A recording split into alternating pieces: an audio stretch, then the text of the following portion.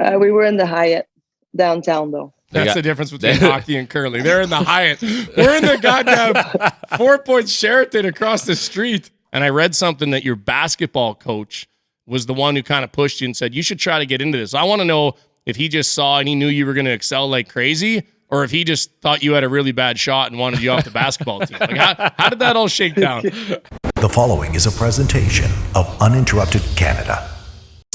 Welcome to the Benny and Bo Show with your hosts, Ben Hebert and Bo Levi Mitchell.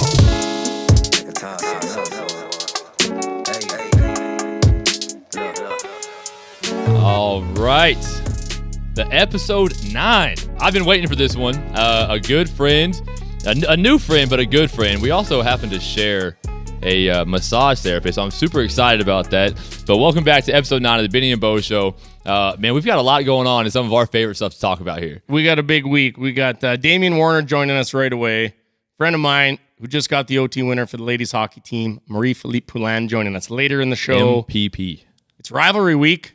Hey? It's rivalry week. It's Labor Day. I have trouble saying rivalry. We got action in the CFL. We want to hit up on that. Legs feeling good. I'm back from holidays. The NFL is back this week. I cannot wait. But first, our man is in the waiting room, and we don't want to leave him any longer. So let's bring him on in here. Let's do it. All right. So to me, right now, he has the title, and this is not just to me, it's to everybody out there. He has the title of the greatest athlete in the world. He is your 2021 Olympic gold medal winner in Tokyo for the decathlon, Damian Warner. Dame, what's going on, man? Not much. Thanks for having me on. Man, so pretty exciting. I get to see it all over Instagram, Twitter. You throw out the first pitch of the Blue Jays game. First of all, were you nervous, and how did it go? I think I was more nervous for that pitch than I was for my whole decathlon in Tokyo. No doubt. I was expecting a laser. I saw it on Twitter today. I thought you were going to come in, maybe even shot put it something cool or a laser beam. I know you got a huge arm, obviously, but you kind of muffined one in there. I was expecting you to throw a cannon in there. Yeah. So in 2016, so in my hometown, I'm from London, Ontario. We had like a London Majors game, and they had me throw in front of the pitcher's mound in that game. And the guy told me, like, don't throw it as hard as you can. So I feel like that was stuck in my head, like, don't throw this as hard as you can. Just kind of get it in there. But I got out there and I was like, this is so much closer than I was expecting. With no warm up, I was like, I just got to lob it in there. And it almost went over his head. I think like that was the perfect pitch zone for someone like Yao Ming. Oh, man. Well, don't feel bad. I threw out the first pitch in Okotoks Dogs game. I threw it as hard as I could, and I turfed it. I mean, it could have been like someone like 50 Cent or like Carl Lewis. So I don't think I made that list, but yeah, no, I'm happy. It was a good game. Right on. Hey, so I know when you get back from the games, you must have been slammed. By the way, congratulations. I know you got a young son, Theo. I know you've probably been slammed with him, getting back with the family. But what other kind of cool stuff happens for you right now after you win the gold? I know you come home. People must be kind of trying to get you everywhere, pulling you every which way. What have you been doing, people trying to keep you busy? Yeah, I mean, we have some like sponsors obligations. There's some other events that we got invited to. There's obviously the Blue Jays game today. We're going to a football game. I won't talk about that too much. Tomorrow for the Labor Day Classic. Shame on you. Besides that, just kind of just spending some time with the family. Like they weren't able to go over to Tokyo with us, so just spending as much time with those guys because, as you guys know, as athletes, it requires a lot of people to help you get to a certain point, and all those people were originally planning to have us to share that moment in Tokyo, but it was nice to share that with them when we finally got home. I love it. I'm excited that you're going to the game. I know it's not our game, and that's okay. We do have the women's hockey team coming. I'm excited about that. But you will be at the Ticats organized game. Who are you rooting for? I mean, the Ticats are inviting me, so I feel like I'm obligated to say the Ticats. No, Show up with the Ticats jersey over top the Argos, and then go out there and rip off the Ticats jersey for the Argos jersey. Yeah, show up in all black. I'll just be impartial. But no, Andy Fantuz has kind of been part of our team in a way. Like he's been very supportive and at a lot of events, so I feel like I'm rooting for the Ticats this week. Love Andy Fantuz, old Rider. He was sick back in the day when we go to the Rider games. Oh, he was an awesome receiver. All right, hey, so Ben and I, we are always competing to see who is a better athlete, and I mean always, every day. But we can't take this title from you, man. The world's greatest athlete. Do you like it? Have you been hearing it a little bit? Like, how do you feel about it? I've been hearing it a little bit, but it's one of those things where I feel very awkward when people say it, just because I don't know what that title entails. I understand like it was said to decathletes in the past, but I just feel very awkward with it. But at the same time, like I think I'm happy with the title, Olympic decathlon champion. Yeah. I'll take that. Well, 9,000 points. You can be called whatever you want to be called. You're a humble guy. I'm thankful that neither one of us could take that title because we would be big dogging it everywhere. I would probably get Tattooed on the back. tattooed on my neck, actually. I guess if you're out with your really close knit friends, I mean, the odd time you could throw them a jab. If they're talking about like LeBron or Tom Brady, like the best athletes ever, you can say, "Hey guys, I am the world's greatest." Don't athlete. forget Warner. That's right. You can throw it in within your quiet circles. Yeah. So Never be afraid to throw that title around, I guess. I But love it. I'll use it sparingly. That's right. Good shit. So I want to know how you got into being a decathlon athlete, because it's not like super mainstream sport. And I read something that your basketball coach was the one who kind of pushed you and said, you should try to get into this. I want to know if he just saw and he knew you were going to excel like crazy, or if he just thought you had a really bad shot and wanted you off the basketball team. Like how did that all shake down? No, he was actually my high school English teacher first. So he was teaching me in English. He didn't help me too much in that. But then I started playing basketball with him. From there, we kind of morphed into track and field. Then from there, I started playing a little bit of football and stuff like that, and I could see that I could run. So then I started doing like 100-meter sprints, long jump, all that kind of stuff. And by the end of my high school, I was kind of not doing too well in track. I was getting a little bit injured. So I was actually thinking about quitting track and maybe trying to pursue football. So I was talking to some of my friends and I was just like, what do I need to do to pursue this football route? And that's when my coach came to me and he suggested the decathlon. And at that point I had nothing to lose. So I was just like, sure, what's the decathlon? And then once I found out that there was a 400 meters and 1500, I almost backed out because that was a little too much for me. But luckily I stuck with those guys because it's taken me to some amazing places. No doubt. Oh man, yeah. So I was talking to Leah. So we people don't know who she is, but you know she works on us a little bit massage wise, and I was like, man, give me some juice on Dame, and she's like, well, Vince Carter, I'm pretty sure is his favorite athlete of all time, and you know we have a Vince Carter jersey. We had to switch it out because Kyle was on the show. Now that Kyle got traded from the Raps, we might throw the Vince back up there. Yeah, but Ben was talking about it, man. I was just laughing. He's like, I kind of want to ask Dame, like. And I think he was a little bit embarrassed to do it too much, but he's like, how bad does your shot have to be for your coach to look at you and be like, hey, man, you should go try out for track and field? No, actually, I'm a pretty decent shooter, but, you know, my coach was like reluctant to coach track and field. So we had this other kid named Max Dubinowski, and he was a pretty decent basketball player, but he was at a public school. And my coach was actually trying to get him to come to our school, but his mom approached him and said, like, he'll only come to the school if there's a track and field team. And my school didn't have one at the time, so they created one. And he didn't want to be only out there coaching Max, so he decided to like throw a whole bunch of us basketball players out there. So we had like a 6'8" guy trying to run sprints. We had all these different people, and took us to a meet, and I did pretty well, and kind of just stuck with it from there. So it's a very unique story, and I think it's a cool story because like I was saying, he was my English teacher, and at that point he had no history of coaching track and field. We didn't even know what the decathlon was, and here we are at our third Olympics and a decathlon gold medal. So it just shows that if you have the right people around you and you work hard towards something, then yeah, you can get to some crazy places. So the 9.79 documentary, the 30 for 30. So Benny gets me to watch it, and a lot of it was about them actually becoming the fastest athlete ever, right? But for me, and Benny spoke on it because he kind of wants to know this too. It was, man, what about them just talking about cashing in? Because once you become that, it's 4 years and you're the fastest athlete. You have bragging rights basically for 4 years. So is it you being on the top of the mountain right now? Is it time? Because when I win the Grey Cup, my phone is ringing off the hook. It's sponsors are there. They want to do this. When I lose the Grey Cup, when we're not there, the phone doesn't ring. So you're on top of the mountain. I want to know, is it time to cash in with the sponsors? Do the loyal ones come even bigger to make sure that they get to stay with you? How are things going for you on that front? It's going pretty good, and I think that after an Olympics, there's obviously going to be more hype around things, and obviously I did pretty well. So there's people calling my agent and all that stuff. So I think it's definitely time to kind of make some money in the sport because there's a lot of track and field athletes that don't necessarily get that opportunity. And I've been fairly lucky throughout my career, but this is a different situation. Things have been a little more hype this time around. So we're definitely cashing in a little bit and definitely trying to push this as far as we can because a lot of hard work and stuff went into the last 4 or 5 years, and I think it's time to start reaping the rewards for that. Absolutely. Well, you deserve it, man. You put on a hell of a performance there in Tokyo, and I know being an Olympian myself, we were waving the Canadian flag here, super proud, and you deserve every penny that comes to you. So I hope you clean up here the next little while for sure. Hey, thank you very much. I appreciate it. Next go around, obviously these 4-year cycles for Olympians are very unique. They never truly ever play maybe for 1 extra year or 2 years. It's always kind of a 4-year cycle to go to the next games.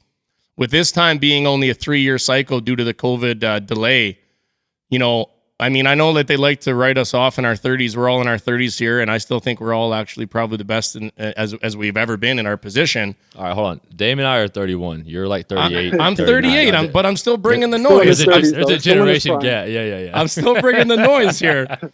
But you're at the top of the mountain. Like obviously you're in peak physical condition. Did you drop the amount of points you got at the Olympics? Was that your most points ever? That is the most points ever. Yeah. So actually, the 2 scores that I had this year were my 2 highest scores ever, and both within the top 4 all time within the decathlon. So I'm at my best right now in my 30s. Let's go. So what I'm saying is, let's go. You ain't shutting shit down until 2000. You're going for the next games. You got 3 more years in those. Oh yeah, I love it. Oh yeah, for sure. Good and stuff. It's one of those things where I keep, obviously because I'm in my 30s, people keep asking me like, "Are you still done? Are you retiring now?" And it's just like, I just came off my best performance. Yeah. It's time for me to wrap it up. I still have years left in these legs. Yeah, like you didn't stumble your way to the gold. No, not at all. And I think the beauty of the decathlon is that there's 10 different sports within the decathlon, and that's 10 different skills. So, and I have some weak events like the javelin, the what's it called, the pole vault, the discus. So those events can be improved as I go, and there's still room for improvement. We still have some pretty big goals in the sport that we want to hit. So yeah, I'm not going anywhere right now. Oh man, I was watching you in the very last event, and obviously the announcer, the camera just keeps going on you, and they're talking about the 9,000 points. They're talking about the time that you need, and you see yourself in the back just kind of like waiting that time, and everybody knows. They're like, "Oh man, I wonder if he's got in his legs." I'm like, "Got in his legs?" He's like, "Y'all just wait." Like he knows exactly what he needs. He knows the exact time, the exact place he has to get. Just wait till he turns this on. And man, just watching you go at a different speed than everybody else, like it was just those chills that go through the body, man. It was awesome to watch. It's one of those things where, like, usually going into the 1500, nerves are at an all-time high. But for whatever reason, like going into this 1500, I had nothing. And I was just thinking, like, is this normal? Like, should I be panicking right now? Is something bad happening? Because like we knew that going through like 1200 meters and each lap, we knew what kind of splits I would need to run. And I was going through and I was just like, okay, I'm a little bit behind that, but I'll be fine, And I kept going, and I was almost too casual. And I came through 1200 meters, and I think I was like 4 or 5 seconds behind my pace. And that's when like just a burst of adrenaline came, and I was just like, you're going to get it. You got to go. And I just tried to pick it up, and it was, I almost didn't have enough energy in my legs, but thankfully I had enough. And yeah, I don't think I'll cut it that close next time. It was perfect for us to watch. It made the momentum build perfectly, man. I feel like for most of the decathlon, it was kind of suspense free for me. So like that was the opportunity for me to put some suspense in and make the people at home shake a little bit. See, that is gold was locked up in the beginning, ladies and gentlemen. That's good. We don't have this on our notes, but I got to ask you because I know people have asked me too. I know you got a bronze from 2016. Now you got a gold. What do you do with your medals? Like, where do you have like a spot you put them on a trophy case? Or are they like? I think mine literally is in like my wife's top drawer garbage drawer upstairs, like just hidden, like because I still use it for the odd appearance, so you take it. But what do you do with yours? Well, right now I'm still fairly new off this medal, so I think for that little period of time it kind of just travels with you like a magnet. But I think when it's all said and done, it's probably just going to go with the rest of them in a soft drawer or something somewhere. Yeah, totally. That's funny. It's not necessarily about the medal for me. It was just about like the whole journey and kind of just like seeing if I was able to do it on the day of. And after I did it, I was just like, oh, cool, check. Like I was able to accomplish that. And it's true, obviously man. you want so to much more humble than us. Sit in that moment and enjoy it as much as possible, and then just kind of set some new goals and see what's possible after that. I can't. He's about to flex that he won gold. I know, but people know. I mean, I won the Olympics a few years ago, but honestly, I feel the same way because everyone's like, "What do you do with the medal? What do you do with the medal?" But guess what? The medal's like for other people to see. Because if you ask him, he's like, "Well, I won it. I did it.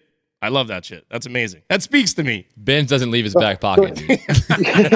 Just a nice chain, But it's one of those things where, like, I say that the medal's not that important, but like once you get it, you're like, oh, this is kind of nice. It's a little nicer than the other medals that I've got. So who knows? Maybe there'll be a special spot for it. But See, y'all are lucky because y'all get it right away. Like when we win the Grey Cup, we don't get the ring until right before the beginning of the next season, which is a terrible time, by the way. Like imagine you win the Olympics, right? You get gold. All right, then we go into what's the next one? Where's it at?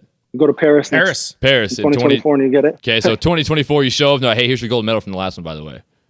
Yeah, that's no good. Yeah, it's not good motivation. All right, I don't like. We need to switch that up. Hey, we have a quick 6 questions for you here to end this off. So we're gonna ask you quick 6. A lot of our guests have not been super great at making this rapid fire, so we changed the name to Quick 6. Speak as quickly as you want, but we're just gonna kind of go through some things, get our fans to know you a little bit. So first one, I'll start off. Biggest sports idol for you? Vince Carter for sure. Sick.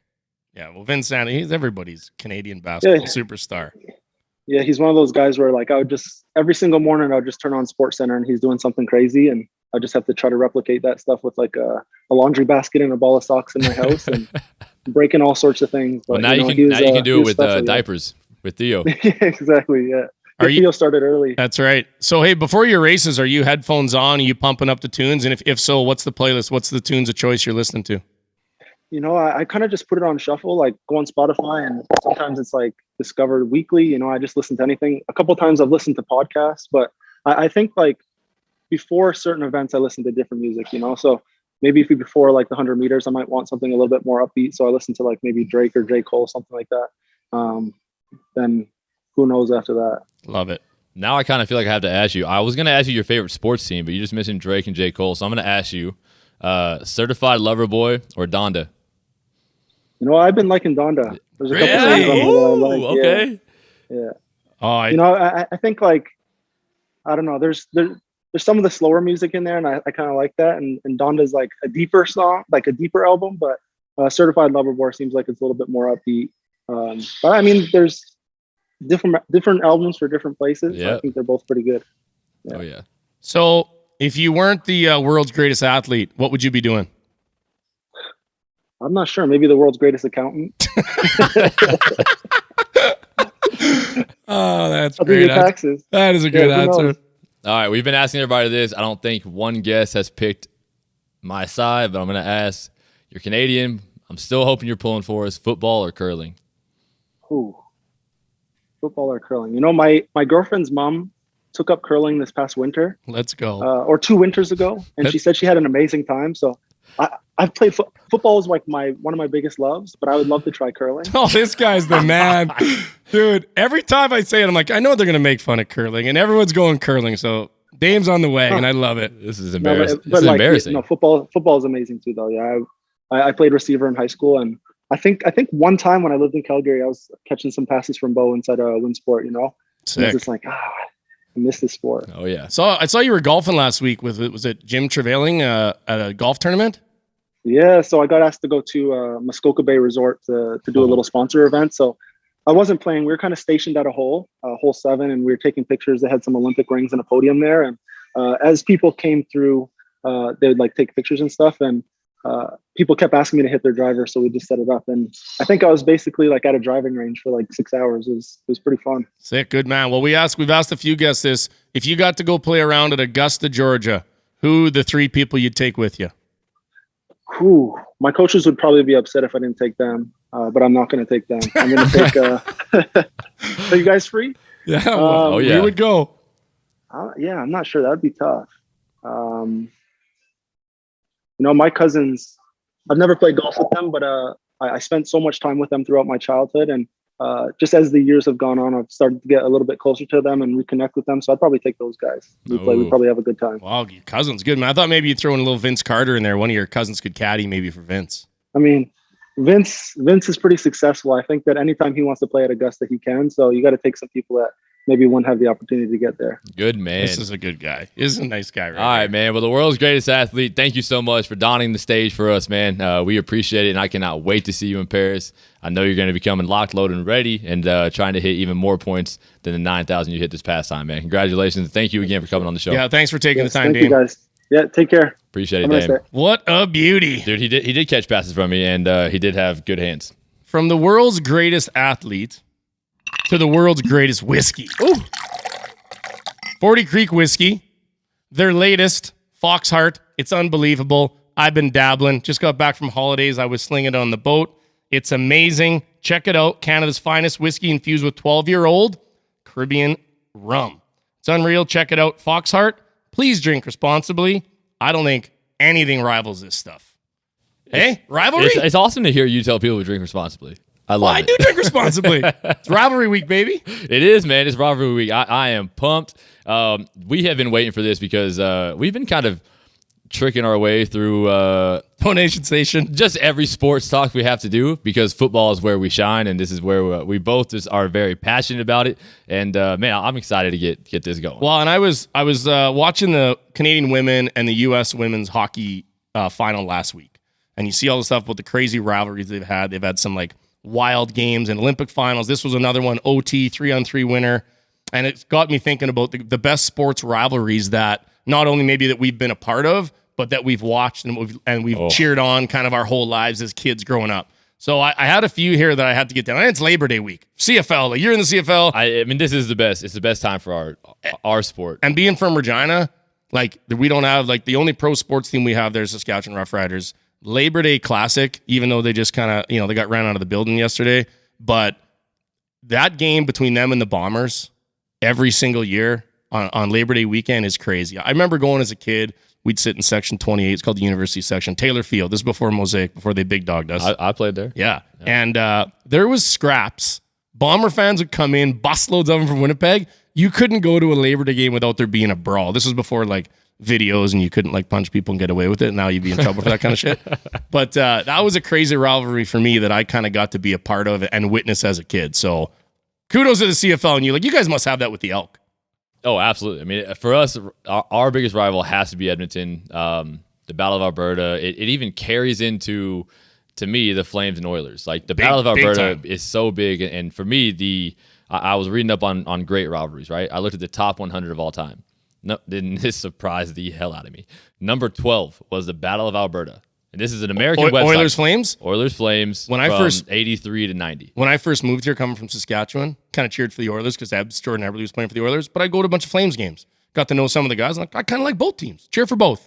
Yeah. And my buddies were like, oh, no. No, you buddy, can't do that. You don't cheer for both in this city. Oh, yeah. I'm like, oh, okay, you guys are psychos. No, you got to pick one, man. Every fan will tell you, like, no matter what your record is for the Stampeders in a year, I don't care what you do. You can win the Grey Cup, you can win MOP, but you better beat Edmonton at home on Labor Day. That's the one that you've lived in. Yeah. And you're playing it. And I love it, man. It's awesome. I'd say, to me, one of my favorite rivalries right now, and probably a little bit more in the past, is just playing against Michael Riley. Because we went, 2014, 15, 17, played each other in West Finals to go to the Grey Cup. All right, Grey Cup, I win 2014, he wins 15, and then we go 16, 17, 18. We were in first place or second place in the CFL and in the West Division for 4 straight years.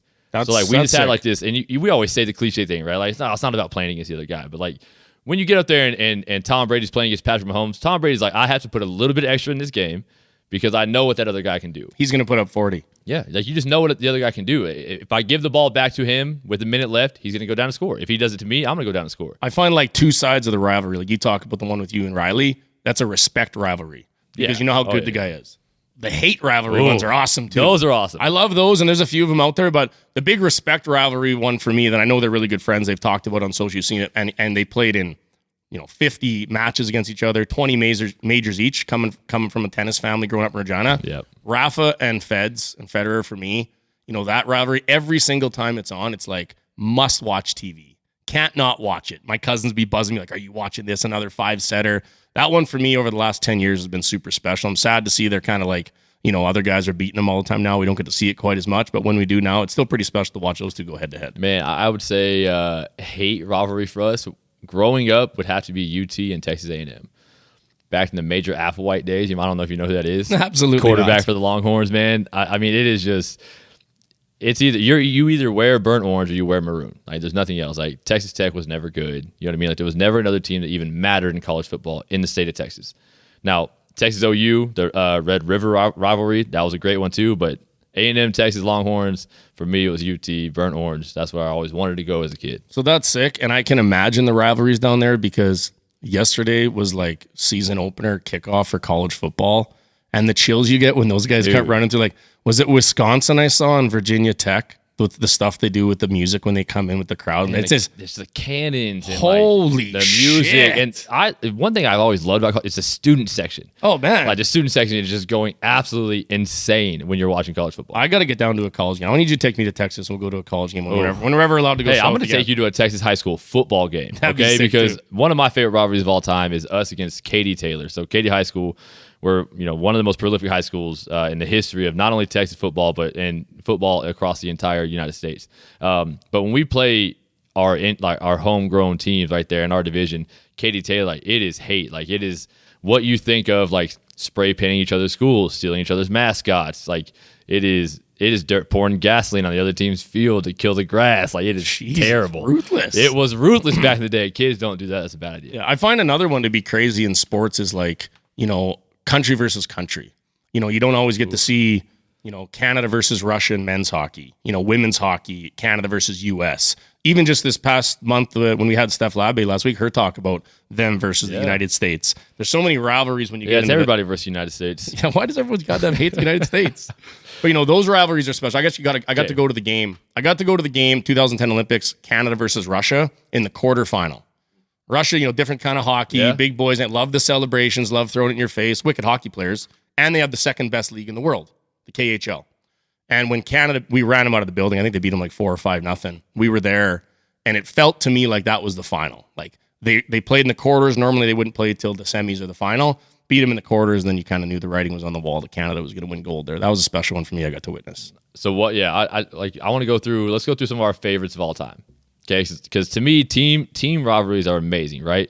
You've got Green Bay, Chicago. You've got Boston Red Sox, New York Yankees, Boston Celtics, LA Lakers. Like you've got some crazy, insane team rivalries. The Canadians, the Leafs, like absolutely crazy. Canadians and Bruins were a big one growing up for me too. My favorite rivalries are players. Like when you're watching two teams, you're like, I can't wait to see these two players lined up, right? Like you're seeing it a lot in nowadays when you're talking like cornerbacks and receivers. Like finally they're starting to get in the media more. It's like, I can't wait to see those two go against each other. But for me, growing up, and I know you saw it too because you're a baseball fan, but McGuire and Sosa. Oh, yeah. Oh, just juiced up. Honestly. And I didn't care. I know that's Brad, I'll say that, but like the entertainment factor for me, like being young, just watching these guys hit dingers all over the yard, it was an awesome time. Yes. And we talked about a 30 for 30 earlier. Have you seen the 30 for 30 on McGuire Sosa? I have. It is sick, man. Dude, okay, does it, like, how people joke about the steroid Olympics? Okay, let's have a real Olympics, let's have a steroid Olympics. No, that's not a good idea. But what I would like is to have one player that is allowed to juice on every baseball team, and he is your four-hole hitter, and he's your home run guy, and we get to watch the home run derby, we get to watch the home run race the entire time, and we all know it's that one guy. The designated juicer. Well, there's a lot of guys that are retired now that probably wish that was a rule so they wouldn't be in so much shit these days, but that's not... But we won't mention those guys. That's not going to fly. And one for me that we haven't hit on yet, and I know you're going to be... This is the best one ever for me. Growing up, Indianapolis Colts, New England Patriots, every single time they played, Manning Brady, right? It was a pretty special time. The quarterbacks... Any Manning team versus Brady. Yeah, you're the right. Giants, Eli too. Even when Peyton went to Denver, like... And then he beat him. Didn't he beat Tom to win his second Super Bowl? Yeah. Just throwing muffins all over the place, but his defense went sorry, crazy. who, Peyton? Yeah, Peyton. No, Eli won 2 against him. No, but I think Peyton beat Tom in the AFC Championship game. And we'd love to go to our side person who does our fact checks, but we don't have that yet. We don't have that. We're having. So if you'd like to apply, go to Benny and Bo.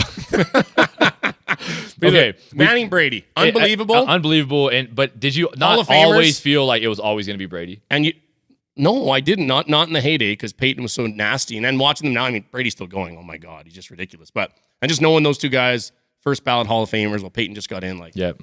Super special. His speech was amazing, by the way. Oh yeah, he's the man. Okay, you're talking college football, and I got to say, one of the most undersung rivalries of all time to watch, to experience, is Army versus Navy in college football.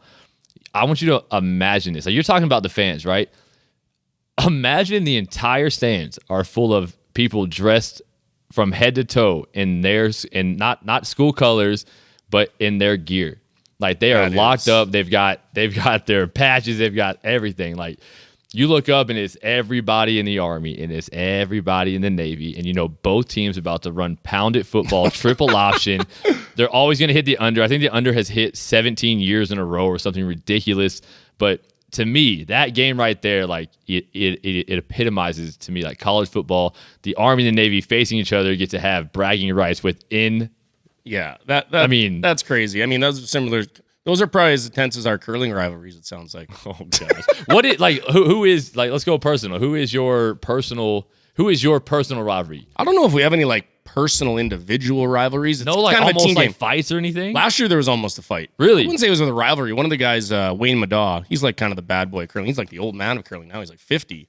Came back last year for the Brier, had a great run. We played him in the last game of the round robin, and we knocked him out. We beat him. We got first, and it knocked them out.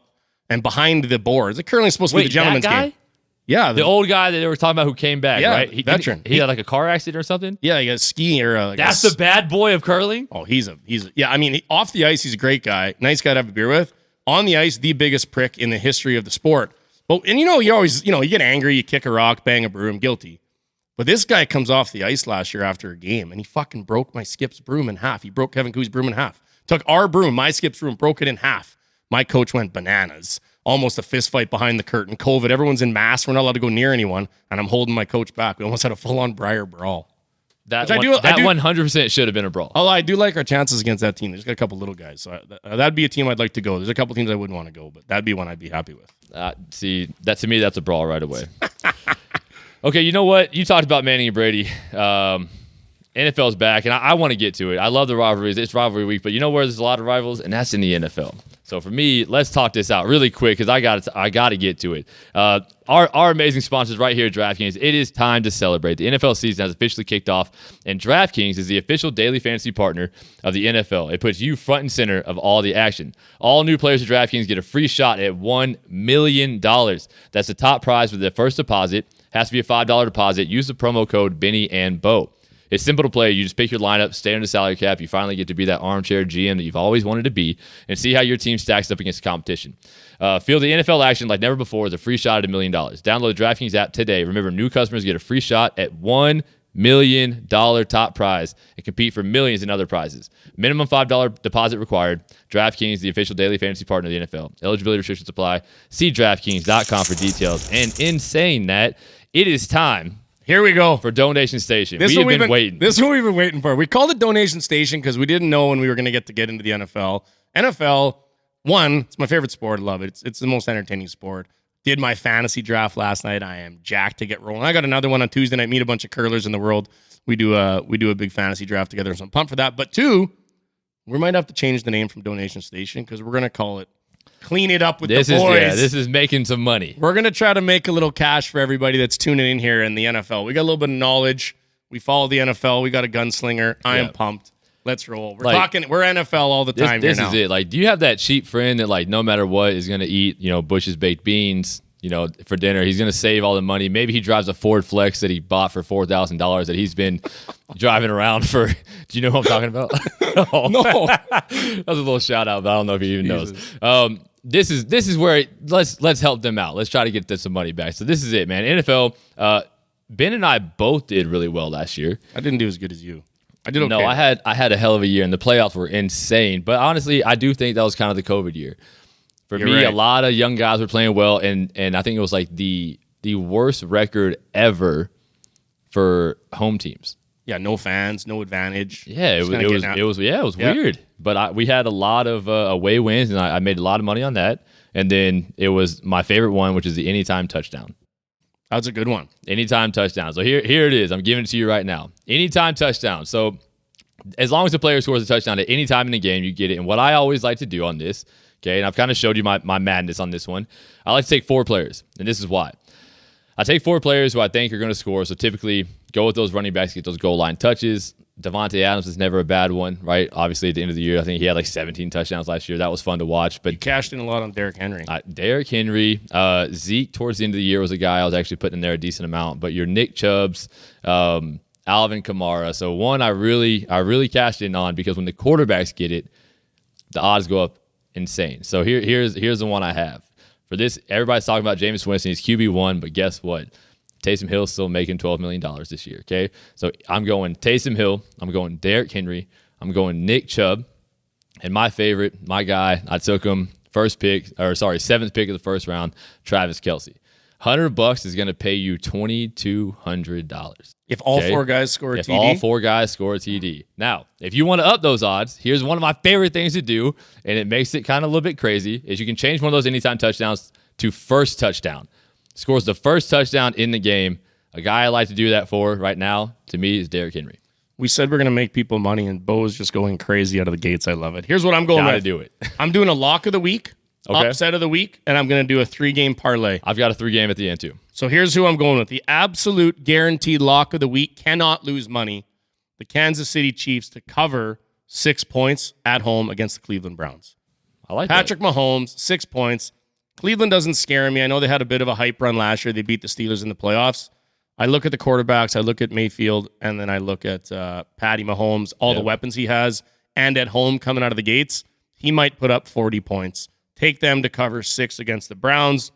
The upset of the week, I'm wavering back and forth here. It is an upset, so I don't care how much you play, but there's some good value here. We should say play whatever you're comfortable with, and you are able to lose. That's right. Don't play with your mortgage money, okay? But here's what I'm going to do, and it's not because the Steelers bucket here is sitting on my shelf, okay? Oh, man. And it's not because Chase Such a homer. It's not because Chase Claypool is coming on the show for our next show either, even though I can't wait for that. But I will say this. I'm taking the Pittsburgh Steelers to upset the Buffalo Bills. Here's why. Everybody's all over the Buffalo Bills. What? They're crowning Josh Allen. Ooh. Big Ben got dragged through the coals in the offseason for having a shitty playoffs, yada, yada. They got Najee Harris, brand new running back. I think they're going to run the rock, old school football. Then they're going to go Rooney, play action, over the top. Deontay Johnson, Juju Smith, Chase Claypool. Rooney. And here's the thing. Who's Buffalo's running back? Devin Singletary and Zach Moss. Yeah. I don't like them. You don't even know who they were. That's why I don't like them. Yeah, no, I did like. You know who their running back is? I did know who they were actually. Do you know who their running back is? Josh Allen. Yeah, well, that's why they're gonna lose. I'm taking. Hey, it's an upset. You're hurting me. I'm taking the Steelers. Cole Beasley and Emmanuel Sanders are my college receivers. Like I'm like pulling for the Bills right now, and you're just like, nah. I'm a Steeler fan, and it pays like plus 310 on the road. I'm taking the curtain. I think they're gonna have a good year. Does it really? Big Ben came into camp looking good, looking lean and mean. I'm taking him. They say it every year, and then they show him on the sideline. He's got this giant neck pillow. He's like, bad angles. I know what bad angles are about. You're going to need a good angle. We get some bad angles here, too, every now and then. Yeah, these cameras got to go higher. Aiden, work these cameras just a little bit better, brother. That's right. One more. All right, let's hear it. 3-game parlay. Yeah. Just money line. I'm not taking the spreads. Packers over the Saints. You know why? Aaron Rodgers. You know I need to say anything else? I can't argue with No, that. Aaron Rodgers is going to clean up Jameis. Come on. Okay, Rodgers, free cash. Jacksonville over Houston. So nobody else matters is what you're saying. No, I got him. Jacksonville, I'm taking the rookie, Trevor Lawrence, in his very first NFL game. I'm taking Over Houston? Because you know why? Houston's the worst team in NFL history. They look awful. I know they're your boys, but I'm taking Jacksonville. And then I'm taking Tennessee to beat the Arizona Cardinals. I just think Tennessee's defense is tough. Tannehill, Derrick Henry run it down their throat. And those are your three. So if you got the Packers. What are the odds on that? Yeah, Packers, Jacksonville, and Tennessee pay plus 300. So $100 pays you 402. That's the bet I'm making. If you want to make it with me, it's guaranteed cash. So I gave you a lock and a lock parlay. I swear Ben's like, he goes and makes his bets. Like, how can I piss Bo off? Let me see. Those are my NFL picks, baby. Let's I roll. like it. Here's my 3-way parlay. I'll go quick. I'm going to go 2 over-unders, and I'm going to take a game at the end here. So Jacksonville versus Texans. Okay, over-under is 44.5. Tyrod Taylor, not looking... it's the Texans. Like we said, they're not going to be very good this year.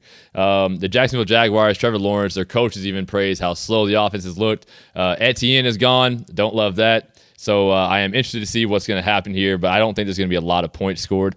Maybe like the Bombers and Saskatchewan game that just happened, which, by the way, start Labor Day. That was an awesome one to watch, especially after Montreal, 51 points over there. Well, Montreal... I think so. I'm taking the under 44.5 points. I'm taking the under there. Okay. The lowest over under in the NFL this week is 41.5. And that's the Broncos Giants.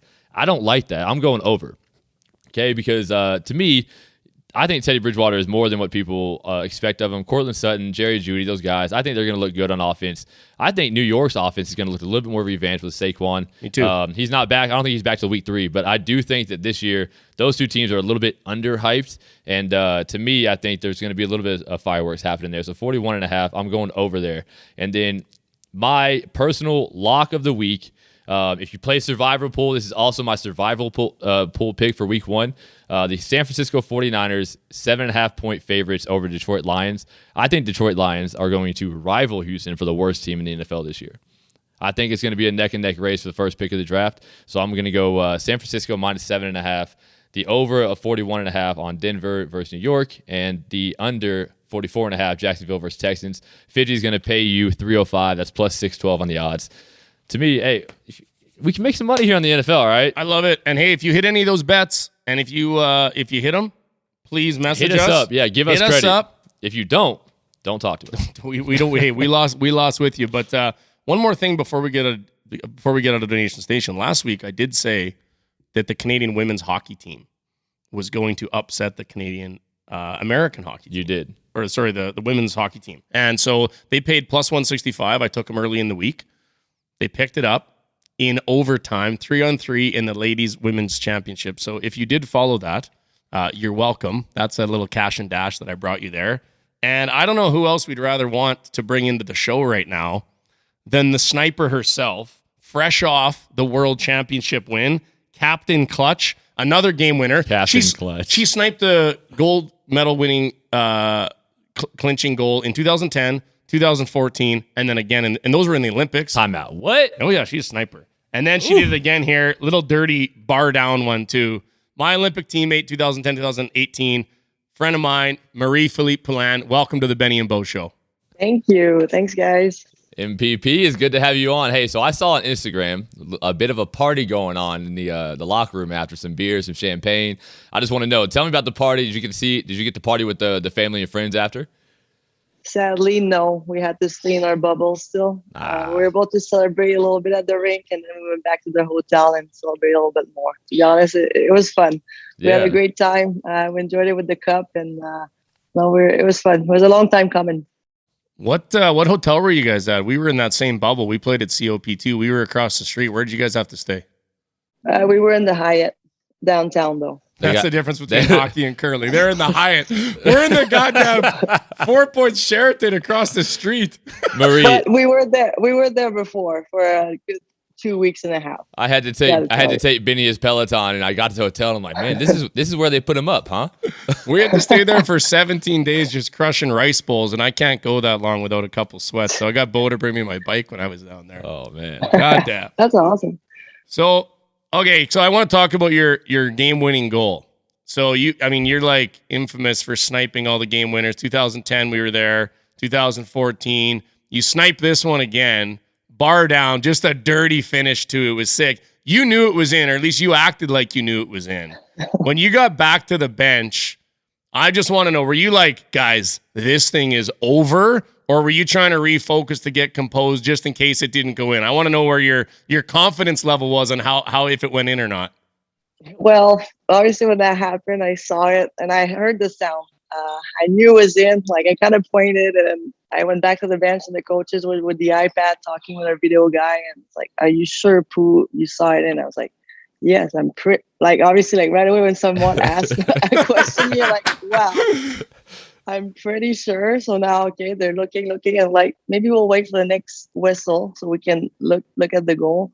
But in the meantime, I'm like, okay, well, we gotta refocus because the game is still going on. So I'm on the bench and I'm like, shit, like I would look so dumb if that's not it.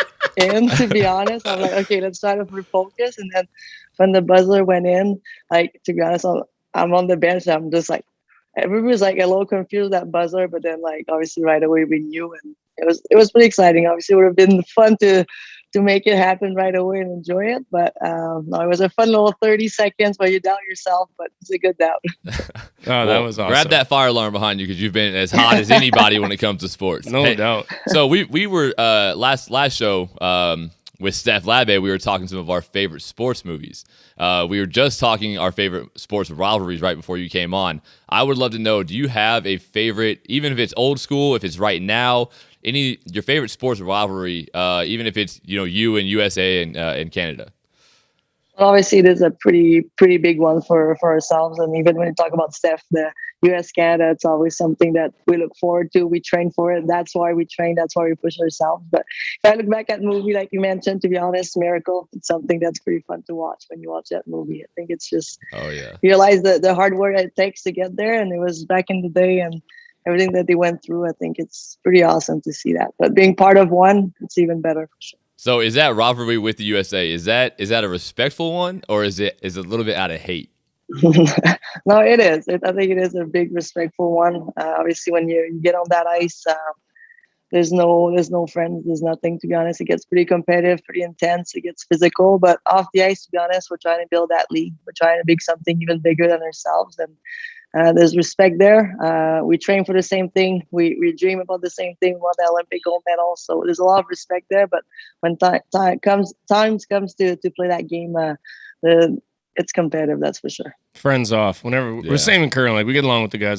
When I get on the ice, like pure hate. Not even like the little bit of respect. Hate everyone you play against. I love it. Just for a couple hours. So, Pooh, you. I remember when we were teammates in 2010, I kind of knew Tessa Bonham, a couple of the other ladies on the team, Shannon Zabados from Alberta here. They were saying to me, you were young at the time, they're like, she's the next phenom, like she's the next Haley Wickenheiser, she's the Crosby McDavid of our team. You had a lot of pressure on you as a young kid. You've lived up to all the hype, all your game-winning goals, and now you're the captain and a veteran. Did you feel that pressure as a young kid, and how did you get through that? Like, obviously, like, not gonna lie, after 2010, it happened very quick.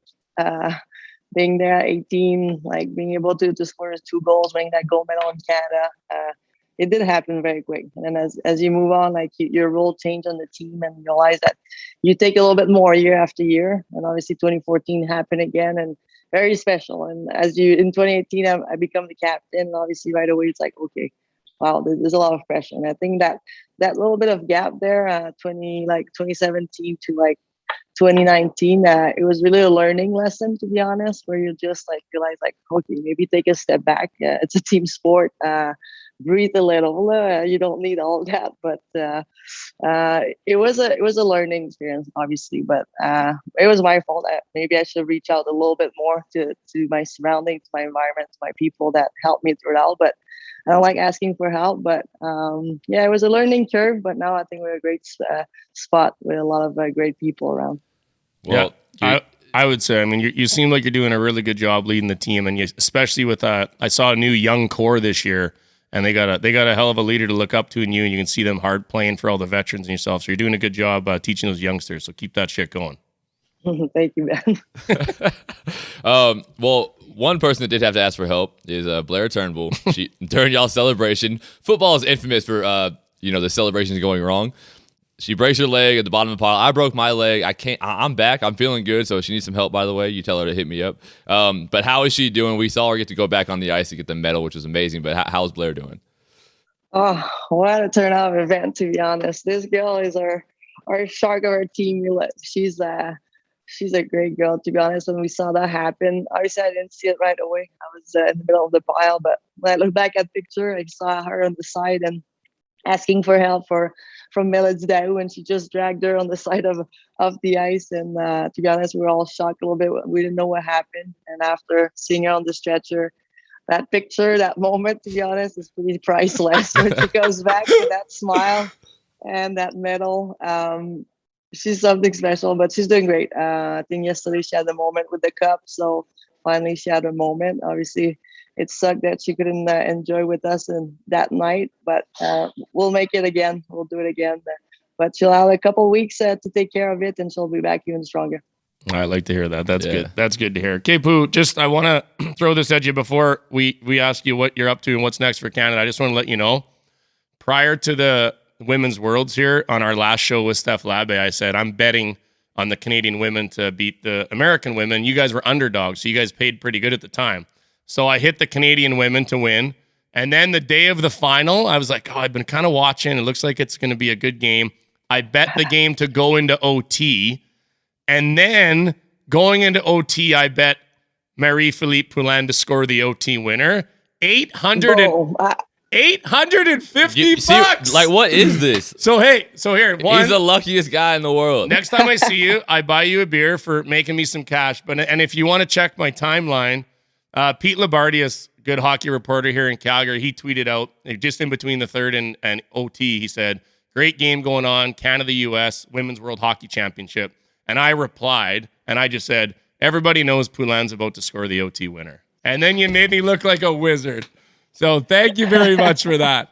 Wow. Yeah. That's impressive. I went for it. So what's going on now with the team? You guys are you guys stationed in Calgary here again, how you have in other Olympic years, or what's the story going forward here? Yeah, exactly. We're all here centralizing training here full time. It's going to be 6 months. We're going to play games, we're going to practice, we're going to train off ice. But we're here for the next 6 months. Obviously, it's not the same year as usual, starting with the World Championship, but now here we are. We did it, but now we got to get back to work to get back on top at the Olympics. That gives you a pretty good stepping stone, though, and gives you guys some good confidence heading into the Olympics to beat the Americans. I don't know who the favorite is now going into China, but I know I'm sure for the young team like you guys, it gives you guys a good stone to jump on to go to the games. But who do you guys play here the next 6 months? Like, who do you guys play in some of the midget teams again, the junior teams, or who do you guys play to get prepped for that? Yeah, we're going to have a couple of games against a couple guys' teams. We're going to be midget AAA or Junior A. And then we have a couple of games against the Americans. We always have a couple series going on, either in Canada or US. And then we actually have a trip in Finland where we're going to play a couple games over there. And obviously, it's going to be pretty busy. We have between 30 and 35 games, I think, this year, and go from there. I love it. Well, hey, if you guys ever need an extra ice time, we play Mondays at 9:15 out in Chestermere. Oh, the Lake Show. If you want to play the Chestermere Lakers Beer League team, you guys could come run us out of the building if you're ever looking for some extra confidence. Perfect. I went to one of their games. Y'all are gonna mop them up. Yeah, exactly. Hey, so I train over at COP all the time, right? And I will say that when the women's hockey team comes in, they are the first to talk shit. Oh, I know. Like Brienne, amount of times I've been doing something, Brienne's like, "Is that a warm-up set, or are you just gonna grab some more weight, or what's going on there?" I know a few of the gals. They're very humble and stuff on camera. Like Pooh, she's a pro, but behind the scenes, they're all like, "Oh, they can't wait! They can't wait to roast you." They're like closet cocky. They throw the jabs pretty good. Anyway, Pooh, I know it's early. I really appreciate you coming on your few days off here and wowing us with your wisdom and your championship goals. Nothing but the best. We see you around Calgary. I owe you a couple beers for making me some money. So thanks very much, and we'll see you around. Thanks, Shooter. Perfect. Thank you, guys. Bye. I feel like we've got to coin the nickname Shooter for her, for Mark Wahlberg, the movie Sniper. Yeah, she's a sniper. Yeah, I love it. Okay, well, that was great. And I've known Pooh for a few years. She's such a total pro. It was awesome that she took the time to come on, because I know she's vacating right now, taking some time after a big win. So that was great. As we move forward here, we've been doing a mailbag section on the show where we've been taking a couple questions in. This one is pretty funny. This guy, Steve, he's from Hamilton, Ontario. Uh-oh. He obviously watched our last show because he says, "Last show you guys talked about your favorite sports movies of all time.